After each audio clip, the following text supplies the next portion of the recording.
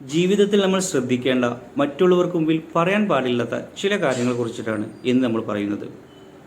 ഒന്നാമതായി, ദാരിദ്ര്യം ബാധിച്ചവൻ്റെ മുന്നിൽ വെച്ച് തൻ്റെ സമ്പത്തിനെ കുറിച്ച് പറയരുത് എന്നുള്ളതാണ്.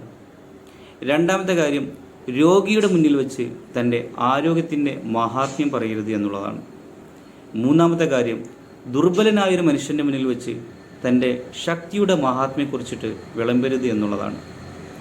നാലാമത്തെ കാര്യം, പരാജിതനായ ഒരു മനുഷ്യൻ്റെ മുന്നിൽ വെച്ച് തൻ്റെ വിജയങ്ങളുടെ കെട്ടഴിക്കരുത് എന്നുള്ളതാണ്. അഞ്ചാമത്തെ കാര്യം, ജയിൽ പുള്ളിയുടെ അടുക്കൽ വെച്ച് തൻ്റെ സ്വാതന്ത്ര്യത്തെക്കുറിച്ച് പറയരുത് എന്നുള്ളതാണ്.